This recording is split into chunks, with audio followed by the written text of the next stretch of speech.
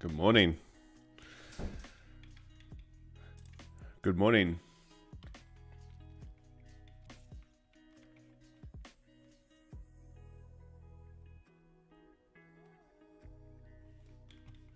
All right, what a busy night, man.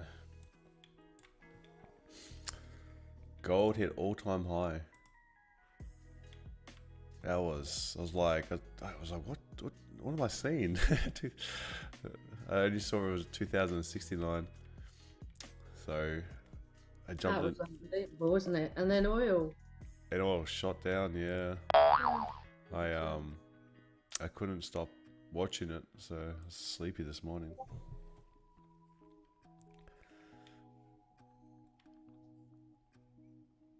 Yeah, insane, man. Wow. Well, I'm kind of not sure this morning what's going to happen. I really got no idea. I think we're going down, but I'm looking for it to go up and then down. So buy to sell.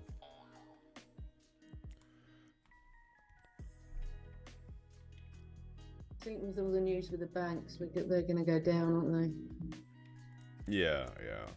But I did see that there was a headline. I need to chase it up more, but it was a German company doing a big offer for TCSM. So that'd be massive.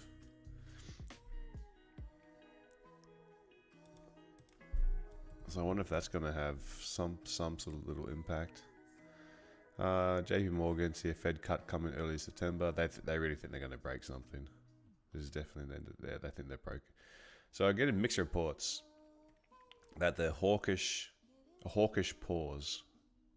Hawkish for the pause.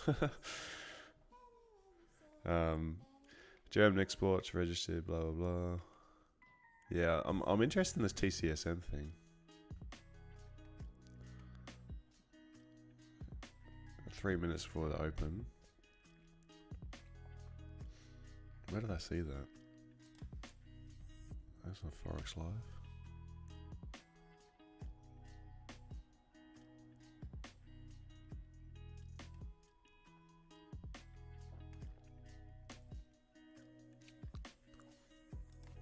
Germany, TCSM.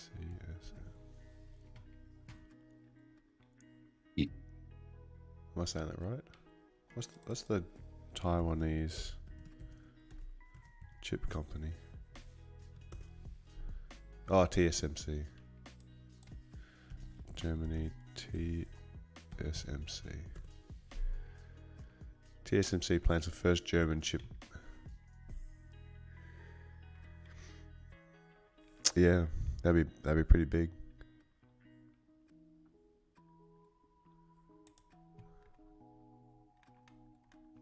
These guys are the only ones that can do it. Apparently, Taiwan. The chips this good.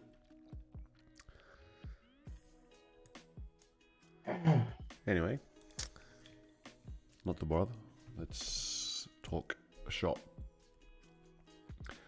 Anyone take trades this morning and for gold during that wildness?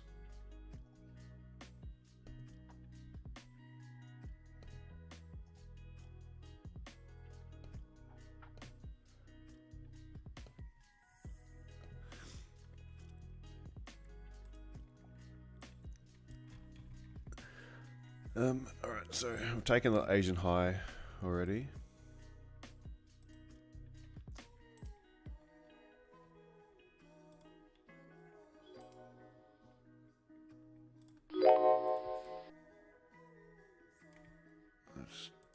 All of these levels have been obliterated.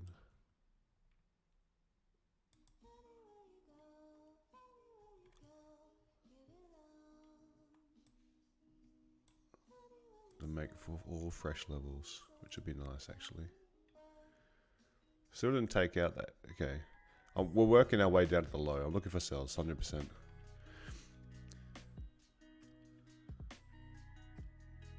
Working our way down to fill this wick.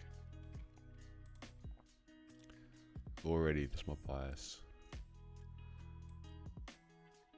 That's our New York 50% from Wednesday. We've got FOMC, not FOMC, NFP as well this Friday. It's going to be, what an insane week.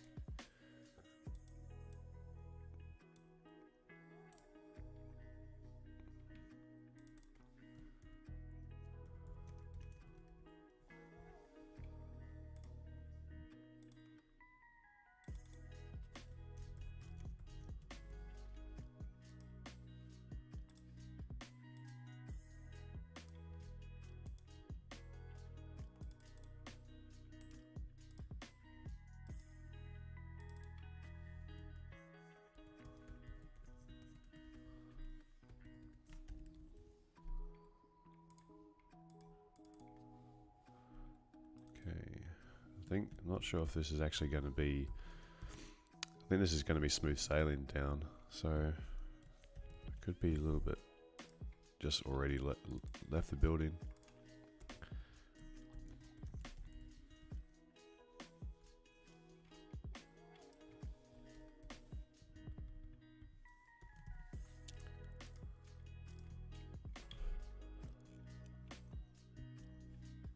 I'm just going to watch it for a little bit. I'm going to jump into anything here. You got long oil from last night. Like, did you grab in the first few minutes of the open? Like 11 something our time? That wick down?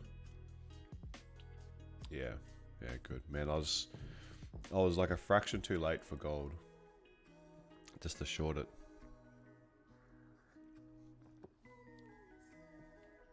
So I got a little long on it.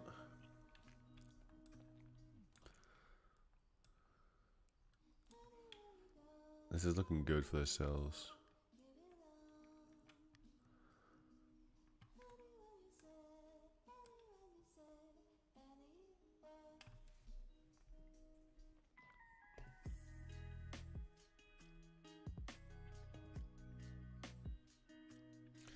Just want to see it. See if it bounces around this little area.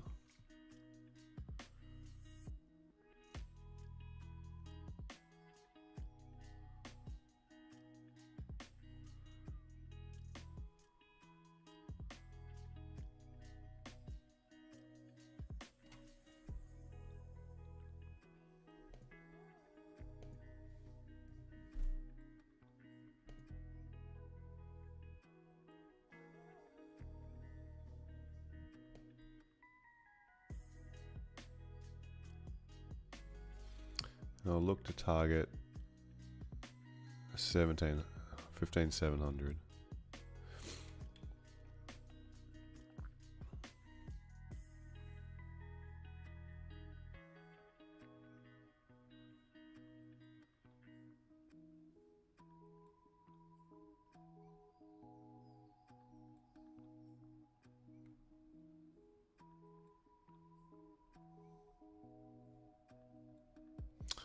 Let's go, just drop. Maybe I want to fill that gap. Yeah.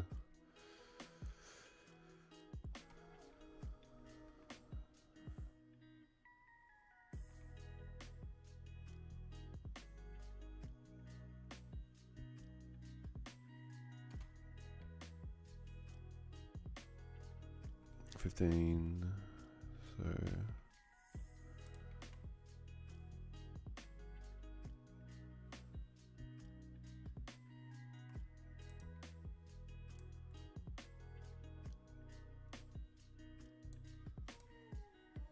there we go.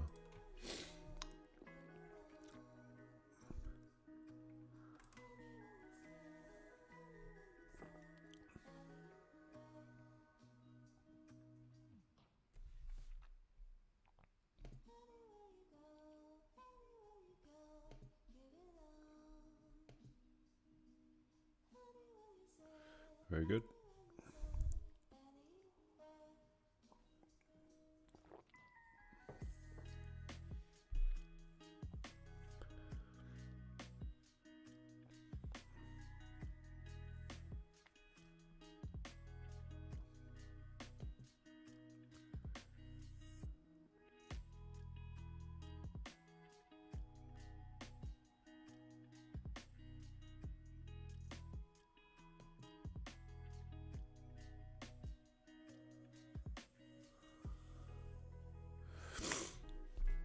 just going to secure a little bit here. This is Asian 50% because structure, second structure.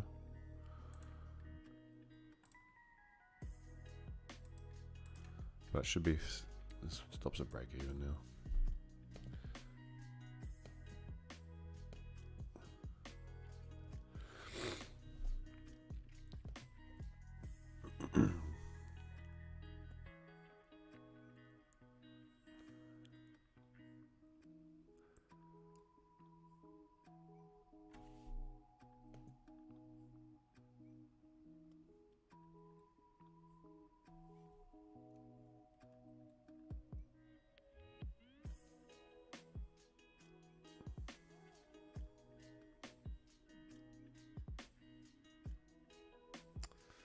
All right, good one. That was easy.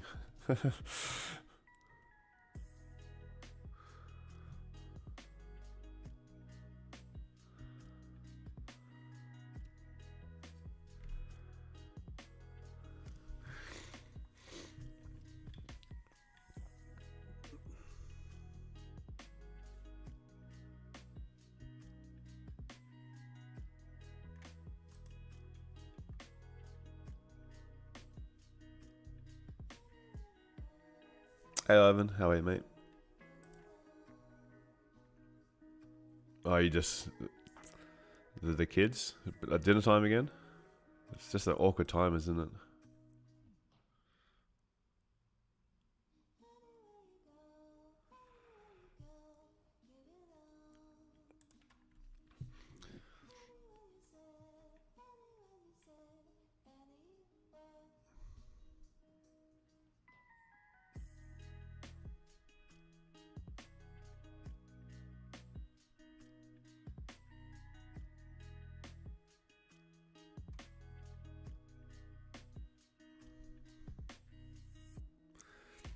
Well, that was we're done. I'm done for the day already, which is good.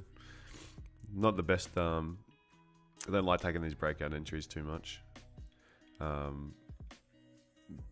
But given the conditions when it was breaking, and then it wasn't like spiking very much into it, so I just entered it for the breakout. Bit of a wider stop loss. It's just a clean move down.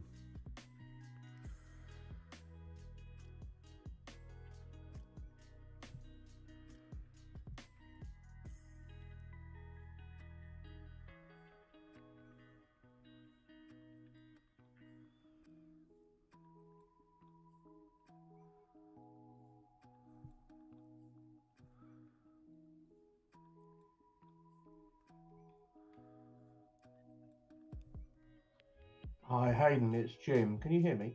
Yep. Hey Jim, how are you, buddy? Yeah, not bad. You? Yeah, excellent. Good, good. Better now. Hayden, sorry? Better now. Got this. Yeah. Wasn't stress free. Could you do me a favour? Could you just explain your logic behind taking the breakout and the fact that you were bearish? Could you just for a minute or two, just explain that logic? Yeah, absolutely. On the chart we're looking at? Sure. So, bearish because of the fundamentals. So, interest rates going up is negative for equities.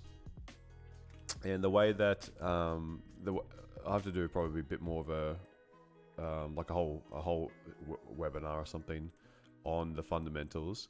But the way that generally what happens is early in interest rate hiking cycle, gold, US dollar, safe haven assets, equities, they all based on monetary cycle with the base of the Fed, because they make up, the biggest economy in the world, make up 25% of GDP.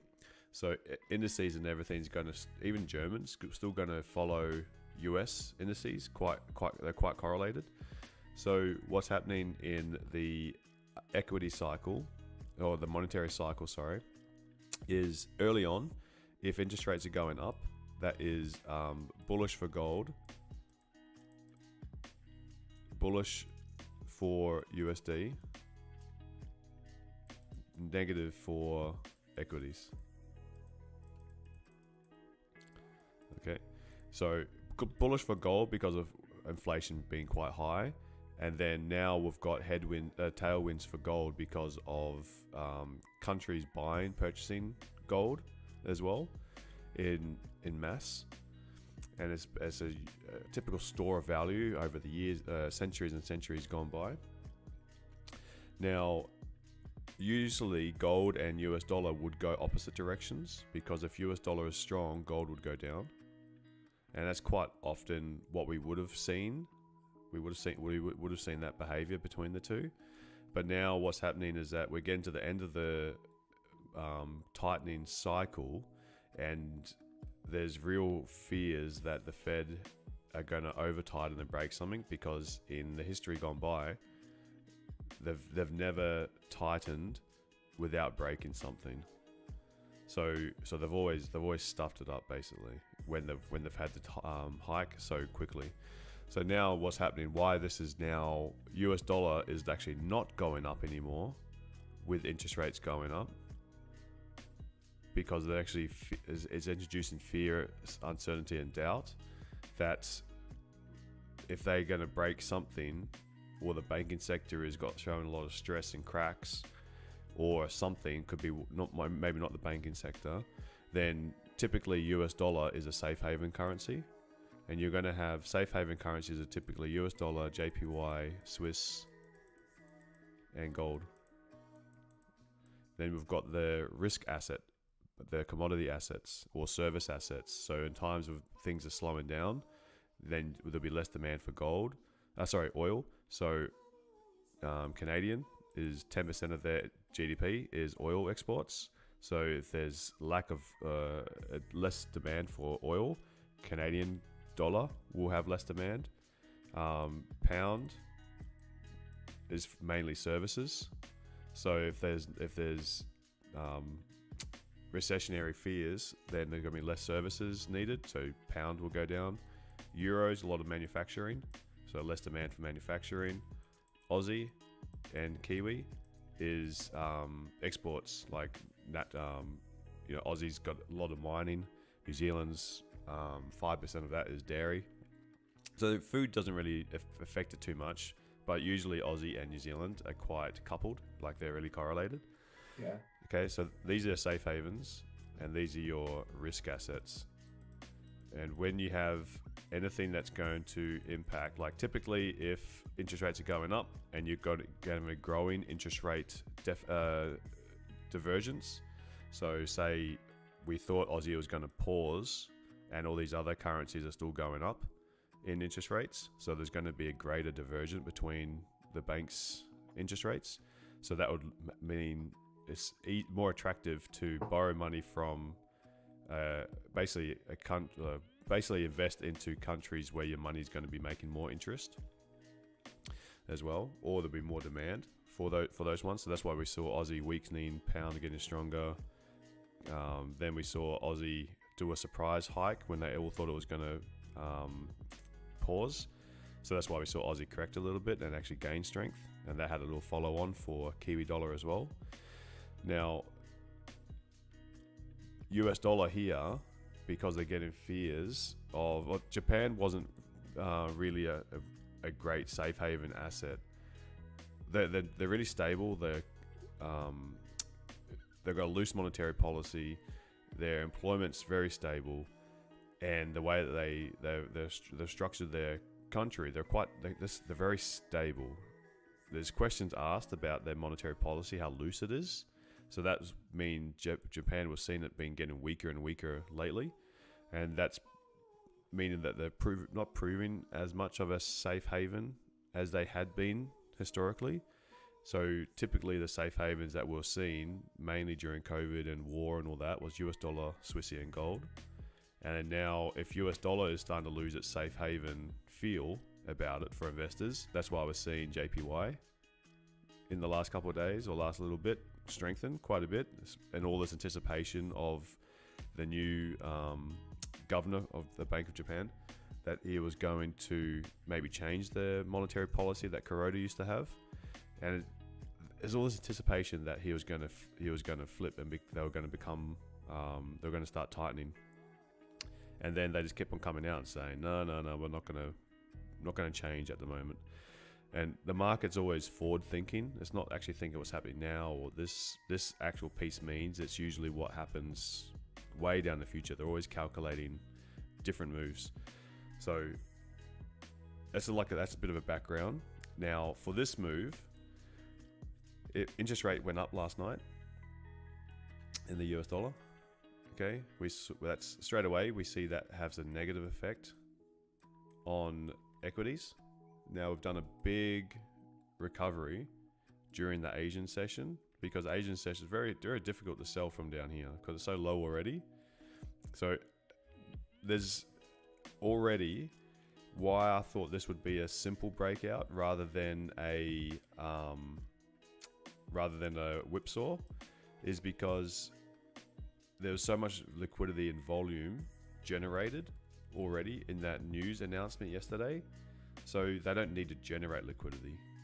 It's already in the market. There's already enough weight in it. So this is where we saw an easier breakout. They don't need to manipulate price, make it look like it's going to go up, then it's going to go down. It's just going to be a straight drop as soon as the open happened. Yeah, okay, that makes a load of sense. Yeah. I mean, I've been to a number of those courses on fundamentals. Obviously, you put this on YouTube, so I won't say the company, but the other mentors, really, their explanation, certainly the ones I've been to, haven't been so logical. They've been quite complex and sometimes quite contradictory. Okay. But I mean, that short explanation was great. I appreciate that. Have you ever done a video? I've looked at a lot of your videos over the last year on YouTube, but I don't think I saw one around really concentrating on fundamentals. Did you ever do one? No, not specifically. Right. I like to talk about it when it happens because there's so many factors in there, and there's a difference between economics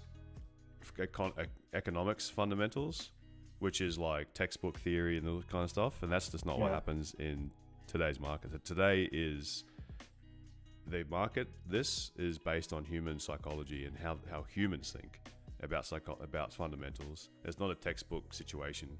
So when someone teaches fundamentals and they say this is what should happen, it's in a perfect world or a perfect system, this is what should happen. But there's manipulation in the market, so this is where opposite things happen. So even though it will play out potentially the way that they say, why does price go up then and then down? And that's the trader's mindset of greed and economic and fundamentals don't mix that well.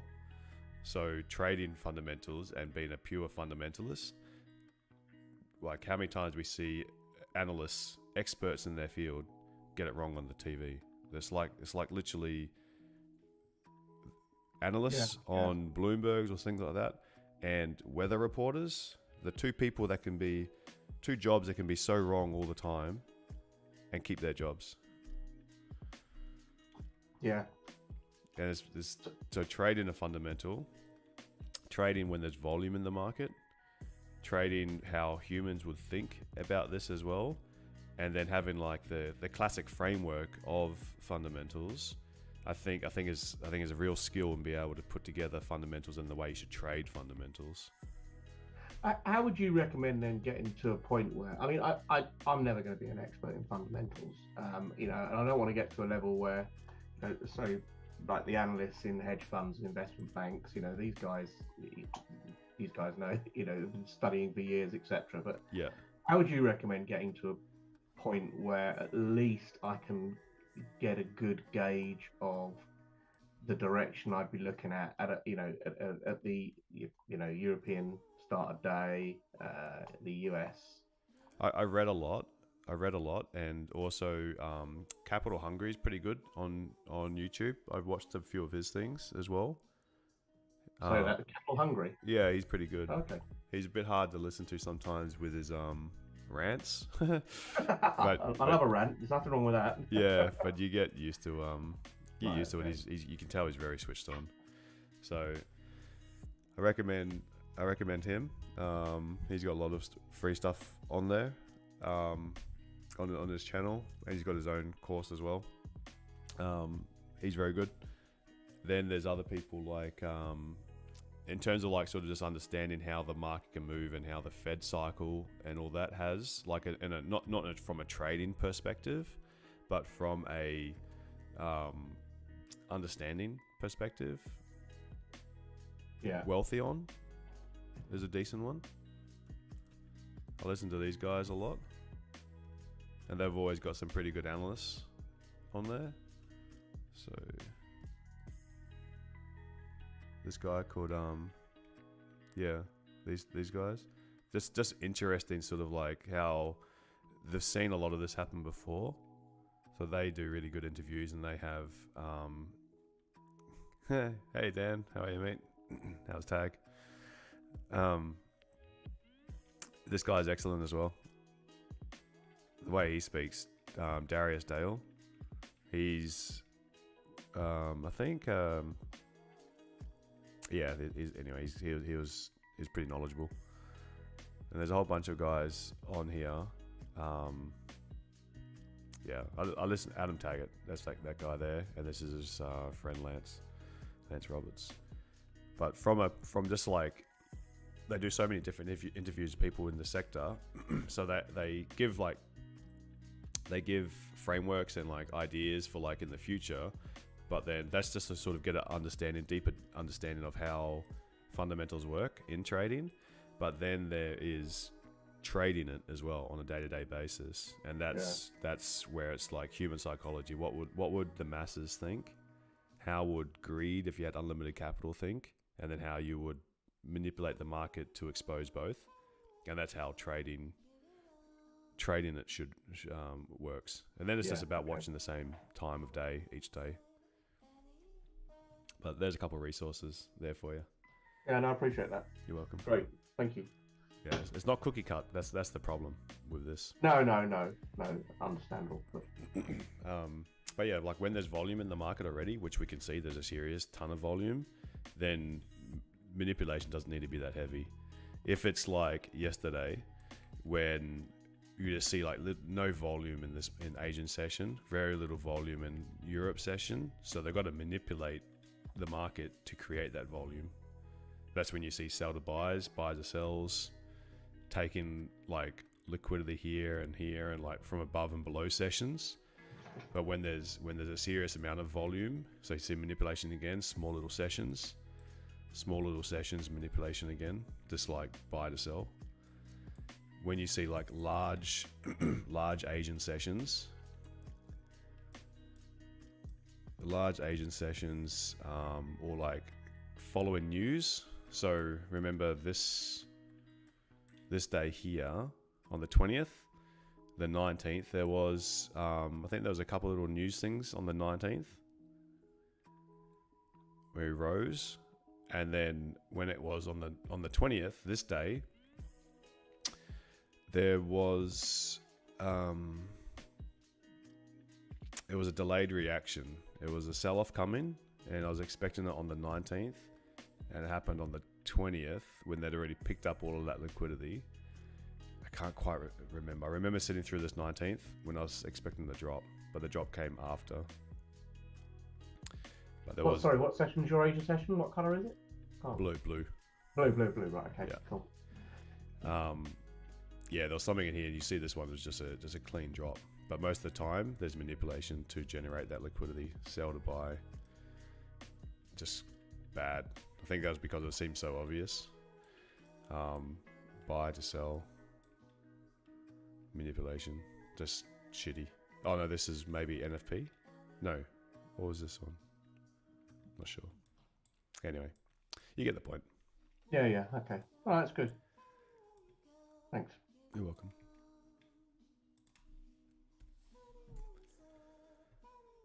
Alrighty, so that was a good move. Let's have it in gold now. Wonder if I can take 2 trades for this session. German was done already.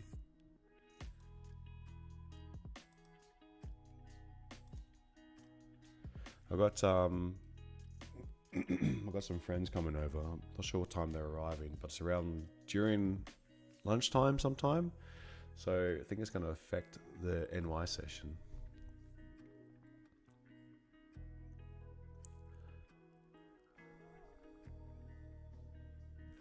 I didn't think this move up would be sustained. When I saw this gap up, I couldn't believe the price. And oh, sorry, 1 second. And like when I was watching price, yeah, all-time high, man, insane. Now, did anyone happen to watch price in this 15 minutes?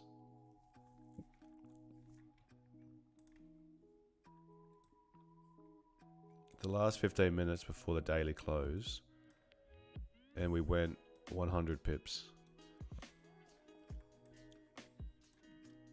So there was the one thing that did come up in the news was PacWest, another bank in the US. I'm not sure how big this one is, but they now are considering either going through a round of investment to sustain themselves or sell. So it's just yet another bank now feeling the crunch. That was around this time. So we saw gold, like that's what is any headline like that. That is FUD, fear, uncertainty, or doubt.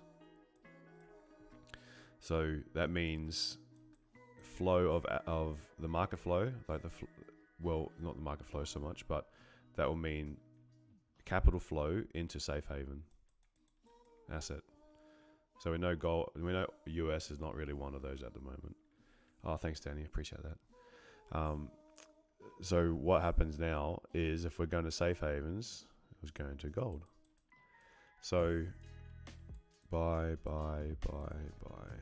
100 pip move in the last 15 minutes. Still though, it's pretty significant for that time. So this is this is also very thin market. So like this is not normal behavior. So even though they got these, we can see these candles. I'm almost thinking that this is not really real, and that this is almost a gap to fill. So that's what I was thinking. I was very tempted, very tempted to be having sells down to 30. But one thing that held me off that was when I was looking at the price action, just the candles. I was thinking, yeah, I was almost treating this as a gap to fill. On the back of the news, I just wasn't 100% certain, confident in putting it in. And when there's this extreme volatility, where do you put your stop loss? That's the problem, because we're getting even like these little candles that don't look like much in the Asian session. They're still 20 pip candles, like 20 pips. 20 pip 1 minute candles. Oh, sorry, 5 minute candles. 20 pip 5 minute candles. So I'd have to have like in this market right now, I'd have to feel, for me to have put something on overnight, I'd be thinking 100 pip stop loss. I don't really want to do that. I can watch the market and I can pick an easier trade when I can watch the price action. Oh, sorry. Why do I think the market is thin for gold? Just the timing. Purely the timing. That's why. It's like who's trading this time? Asia's not open yet. London's well and truly gone. American businesses are all closed. This is just algorithmic trading going on. Yeah, that's why it's thin market. It's just there's not many players. Normally, there's not many players at that time, so it's just algos. And then what happens? This is technically called a flash crash, not flash crash, but this is algos. All just once these, it's almost like it gets so turbulent. So once they start hitting the all-time highs, they're all just buying and buying and buying, and it creates this it creates this mad spike, which then just gets corrected straight away when the algo stop trading. Because if this was truly a true move where big players were actually buying here, it's almost impossible for big players to move the market that much and then be able to close their trades here, because they can't close the trades like we can because of their size. Like the size of this to move this much in normal conditions would be an obscene amount of money. Obscene, like couldn't even fathom having that much if that was normal conditions. And if they're buying it and that this is the idea for them, there's no way they can close that position here without getting a serious ton of slippage. Because if they want to be able to buy here and basically close and make that whole amount, they'll need to have almost equal sellers ready to sell up here. Now, how many people would have put sell limits above the all-time high? Probably a ton of people, but enough to match this. So this is why I think it's thin market, is it because you can get these wild moves in thin markets.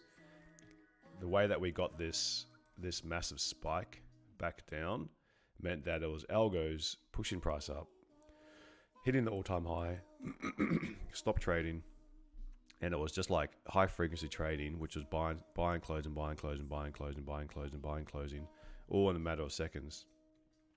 So they're never actually like holding massive positions. It was just created this crazy drive up all the way to the all-time high. And then we had this huge rejection, which is basically the thin market again. This is like 230 pip spike. I know someone that took it, a couple people that saw it and they got in at like 2060 odd, and they made 200 pips in a minute. Oh, there'll be sellers up the top.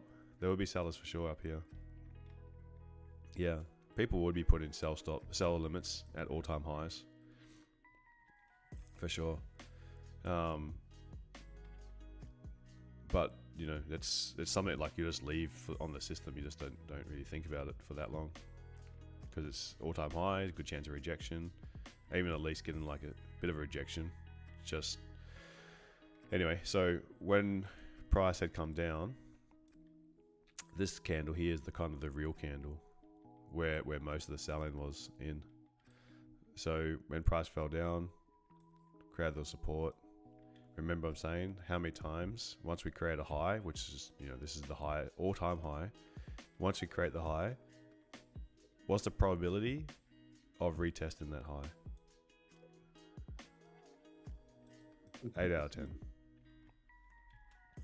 What's the probability of doing a partial retest? 9 out of 10. What's the probability of just going from making an all-time high or a new high, not all-time high, but just every time we make a high, what's the probability of making a high and then just doing that? 1 out of 10. Very rarely get these kind of V shapes. We usually do these retests. So when we do this retest, it's 8 out of 10. We'll do a full retest, but this is the all-time high. So maybe it's pretty difficult to do a retest of the all-time high straight away. So what it did was a partial retest. That's the next most probable, because you know, if we're going to do a retest of the high, then price would have had to already gone past a partial retest to get there. That's why it's more probability to do a partial retest. But if we can actually sustain and get above here again, yeah, sure, Wickfield now. You know, so once we had wicked on top of that one and rejected, that was the partial retest done. This is more the true level. Then price just fell away. Now we're looking to fill that one, which was fairly predictable to retest. to fill that area. So, and just did it.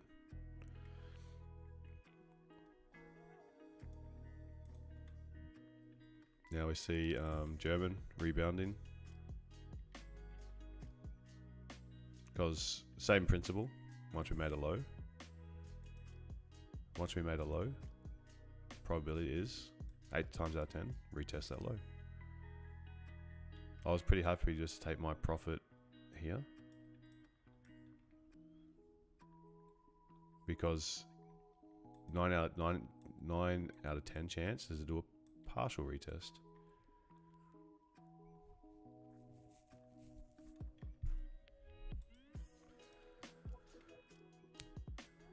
2020 a reasonable target? Yeah. Yeah, I mean, let's look at the 50% of the New York session. That's a pretty reasonable area. But now, because we've hit the all-time high, in reality, like, gold often will have a sell-off the next day after FOMC. Because apart from, like, it's initially during FOMC and whatever happens afterwards, it creates fear of breaking something,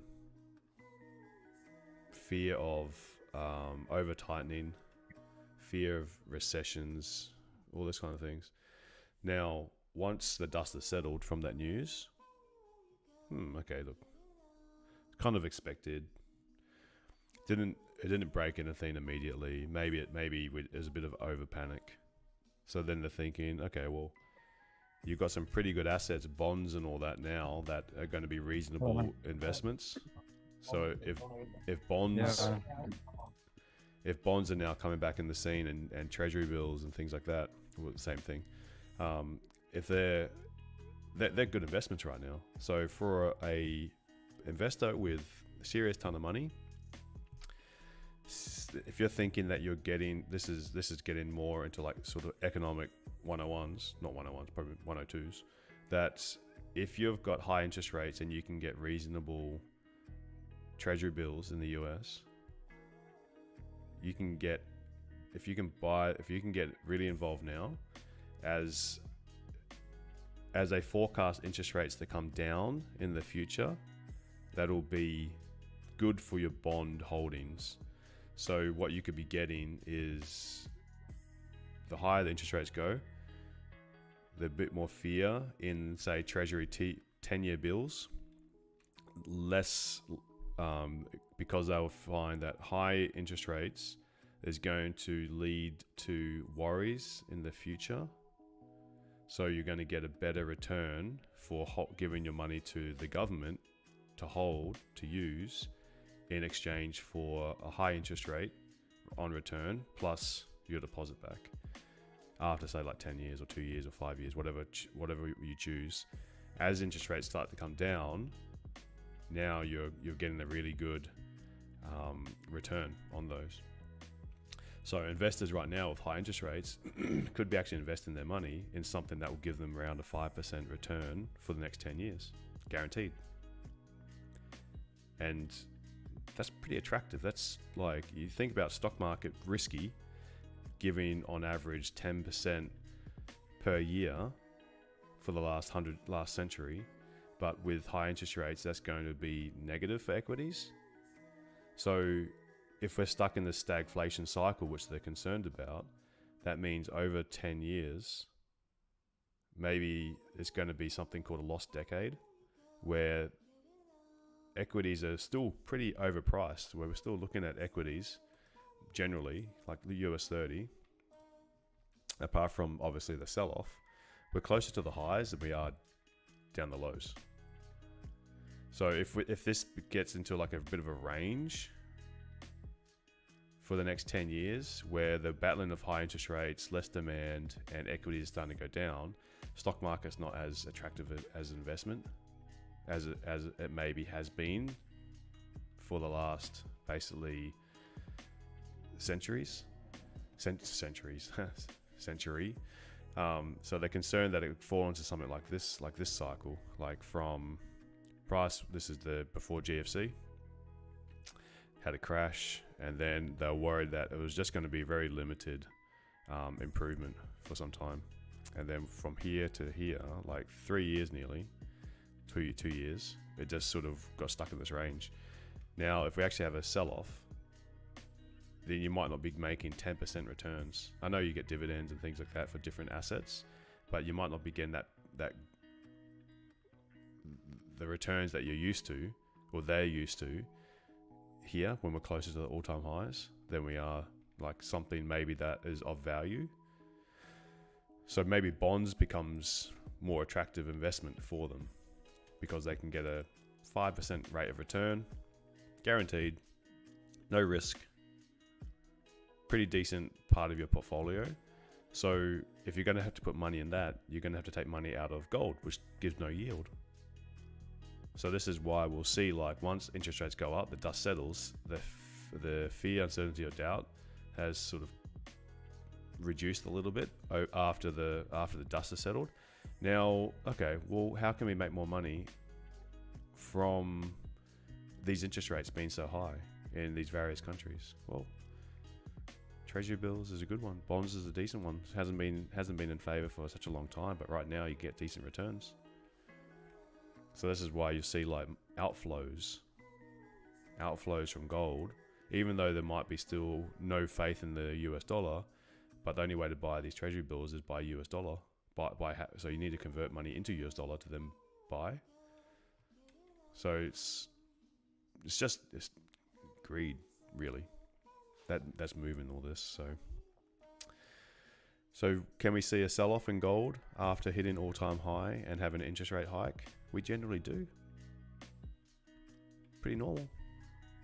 If it doesn't happen today, it'll happen the next day.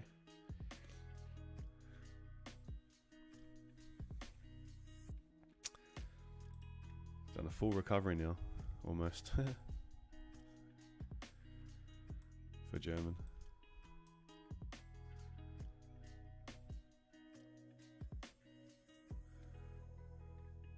Yeah, pretty interesting. I like how it works together.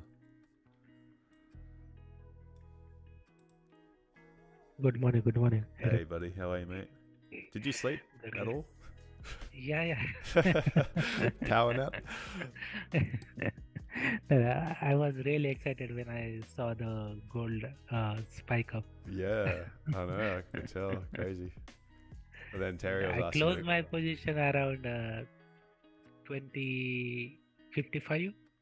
Yeah. On the way, as it was coming down, there's no way you would have been able Yeah. to close up on the way up. Hey. No, Too quick. when we have a gap up, I wasn't put any tippy there anywhere.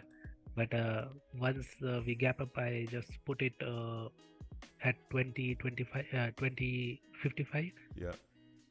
It got hit, and then we are now pushing to the downside. But overall, I'm still bullish because based upon 4 hour, it is just created a new high. So probably we can again start moving to the upside. And we also taken out the all-time high also. Yeah. Also weekly, on weekly we have this doji was there, this one also there. So both are taken out. Yeah. Like these are the liquidity. Yeah. So taken out. So now probably based upon 4 hour we can still push. Just this is just a pullback to again moving to the upside. Obviously, if price is breaking below 2020, then we are going downside there. Yeah, that makes sense, eh? I liked this. I liked this trade.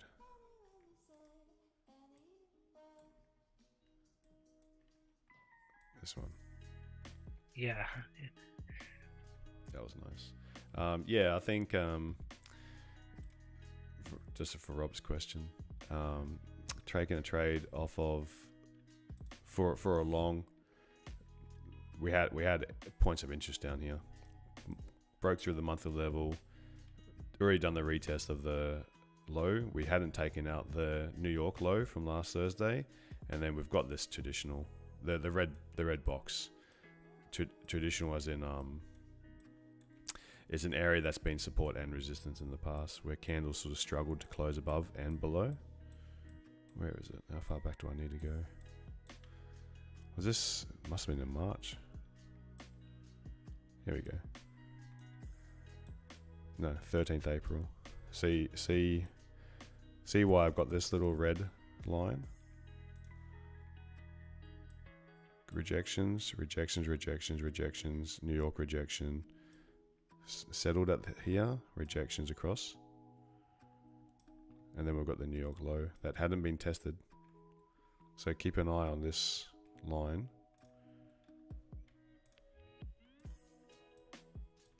These two. I'm looking at daily on Gem 140. Price may come back even lower for the taken out the liquidity. Say that again, here, sorry. I think. I'm looking at daily area, Yeah. like a daily doji area on the Gem 140. I think we have a That's this one. Yeah. no, little bit lower one. Is it? Lower one, just a little bit lower. Yeah, sorry, here, yeah. Yeah, Right. that's the one. Yeah. Yeah. Yeah, all these little areas hadn't been taken yet. I'll just extend these to the right.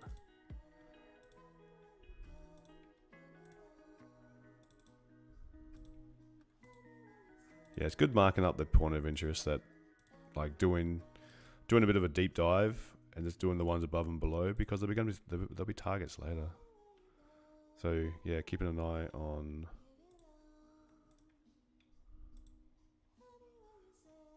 this lower one. This is your target down here.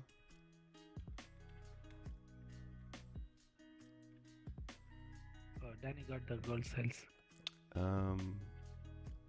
The one that I was for the retest, Danny, that you're talking about, or same as Axios? You're talking about the one I said this over here for clean candles. This is your move, isn't it, Danny? Yeah. Yeah. Yeah. Yeah, that's the one. That's such a nice move. You just focus on just doing that and really that's my edge. That's an edge. That's 100% an edge right there. Okay. Because then it moved, and then I was in such an unknown, because I actually had a massive gap on 8cap.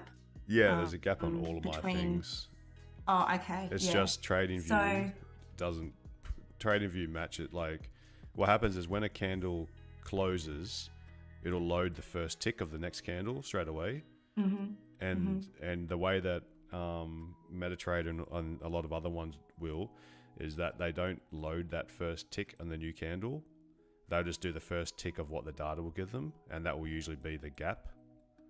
Whereas TradingView will automatically, as soon as one candle closes, it loads that last price becomes automatically the first tick of the new candle, and then the second tick of the new candle might be the gap. But then TradingView, what it'll do is it will just link them, so there's no gaps in TradingView. Very rare there's a gap, unless it was like a problem with their server. But it's not necessarily true, because they're adding that tick to make it clean looking, and I like it because it's better for my eyes to see that. But when I look at MetaTrader and that's why you see these gaps, and you get used to, like, sort of when you see these gaps, just visualizing, you know that gap there is a clean candle generally. Yeah, okay. Because you see gaps, but that was a gap. That was a gap and a half, yeah. Yeah. So then I wasn't sure, because it left such a high wick. I wasn't sure, because I've only been trading gold like the last few months. I wasn't sure, is it going to wick fill, or is it? And I thought, no, I'll just take, I think I had 15 minute or M30. What are you on now? 5 minute. Yeah. 15 minute confirmation. I took it, but I got about 0.5%. I closed 85%, and then moved my stop loss.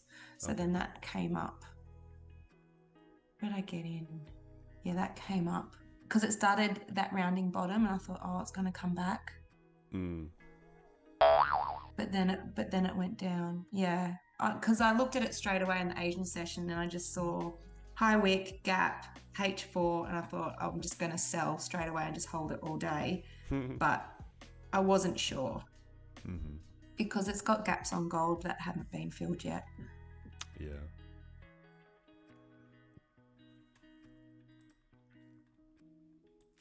But yeah, I've gone back to that comfort zone of that trading, and it seems it's working for me, so I'll just stick to it. Yeah, we'll see if we get another one here. Need a bullish candle. Break the lows. Or have this created that resistance? And can it now retest these lows again? That price action always fills that doji too. Up here? Most of the time, 80% down. Oh, down, yeah. Just that bullish doji, bearish. Yeah, what to see? I'm not sure if I'll... Oh. There we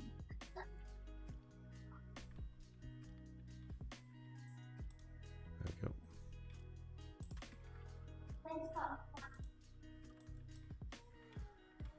Yeah, I'm not sure if I'll take another trade now.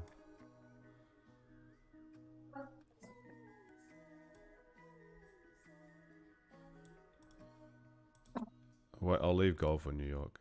We've got to be strict.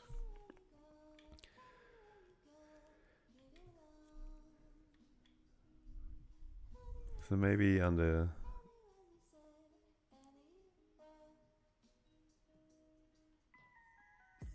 See how this candle closes. Let's get the 1 minutes. Nah. 5 minutes is better. Yeah, I think I'm done. I think I'm done for the session.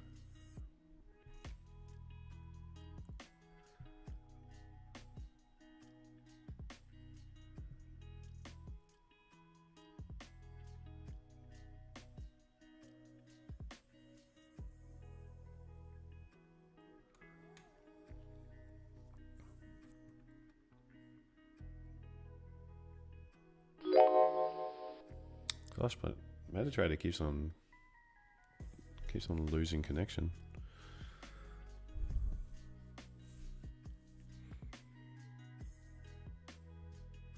If this candle's breaking the high, I'm gonna call it.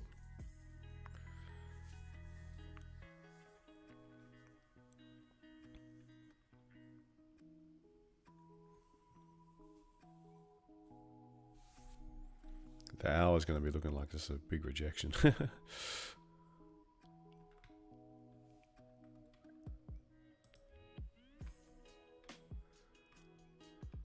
Because there is some life in German, like in terms of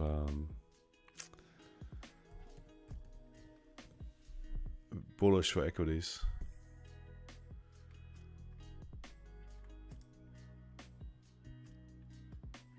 Oh yeah, sorry, I wanted to check. Thanks for the email, Samir, as well. Are you saying, were you saying this was a little bit faded, these ones, when they're not selected? Not bright enough?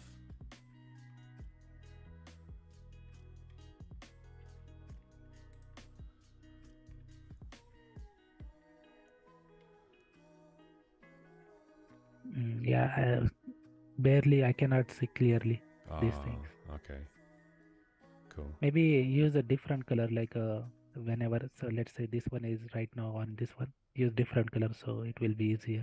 Yeah, it was because there was some that had a white background, or like if I changed the text, it was changing this color as well.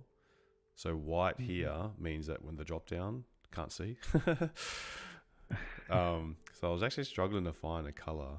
I've got a big screen though, but any feedback on what you guys struggle with or anything like this, then yeah, definitely. Just it's great for me to get that in, because for my eyes here, on my screen, it's it's not bright, but it's like I can see it, but I can actually understand from different screens that people use that, or different, yeah, it might not be as bright. Cool. I'll fix that up. So we've got orange 9 a.m. We've got news, orange folder for euro. So that's in 5 minutes. So, and then 9:30 we've got a bit of news, and then we've got ECB interest rates. Man, so much news this week, hey.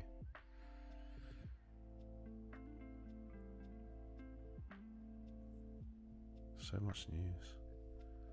It's been an awesome week, to be honest. The moves have been fantastic. Oh, look at that, breaking the high. Yeah, I thought we have a lot of news this week, so price will not going to move that much just new as the news time. But it's moving quite nicely, like just before the news also.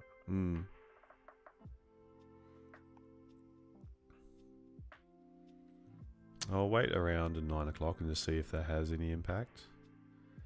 As I think I would take I'll take this move if I see it. Something breaking underneath. And then it'll look like this.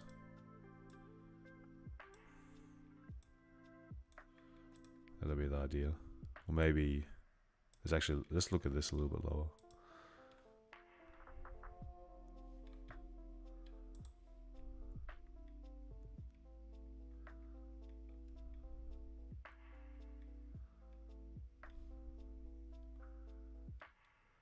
Nah, actually, I think that was the move. Now with if this does play out as well, I could risk a little bit on this one, but I don't really want to. I'm not really sure if it takes a while for it to happen. Then the closer we get to the euro interest rates, then it becomes risky.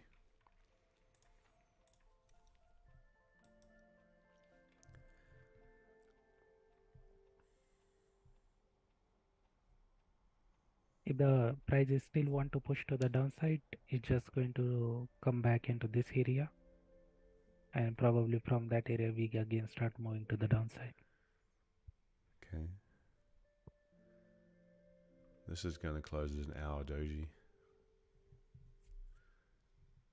Or like would you consider this a doji, even with no top wick? Yeah, still doji because, let's see, we still have like 2 minutes. Yeah. But at the bottom, there was an opportunity for the buys. I love this area.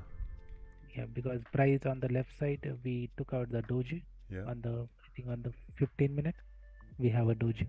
So that was taken out here by this thing, and then bullish structure momentum for the upside again.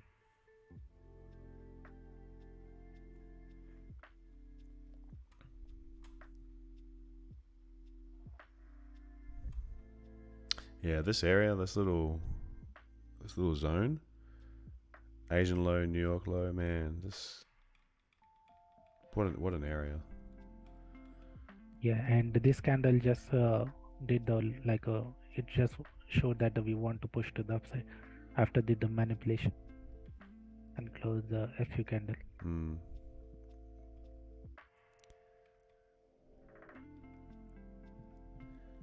Yeah, straight triangle.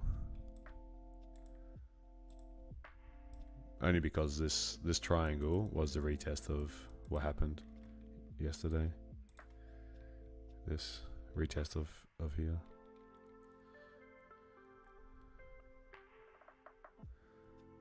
Yeah, we should have, huh? Well, I can't do that. I know that's a hole in my trading ability. I need to fix. But going from a sell straight away into a buy, or buy straight away into a sell.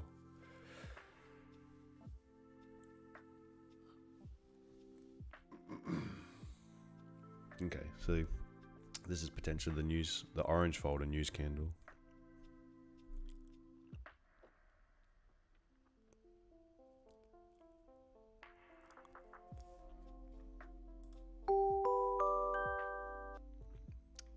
So we got bad numbers, but pretty much expected.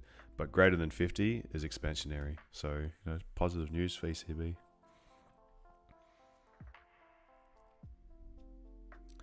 Not ECB, sorry, for the services sector for PMI.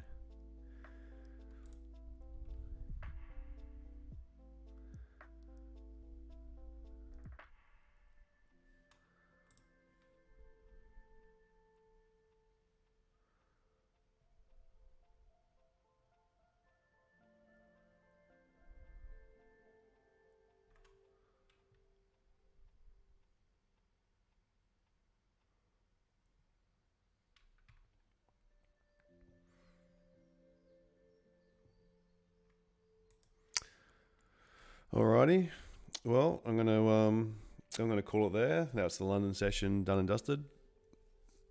Another successful session. Been good. I hope you guys who actually took it? Who grabbed that one? Who got the sell?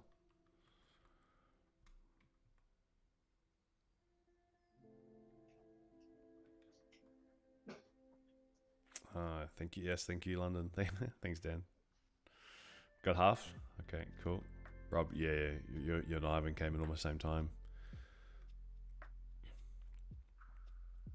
Okay, if you missed it.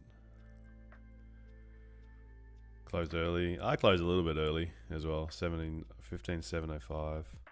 But the meat of the move is what I'm happy with.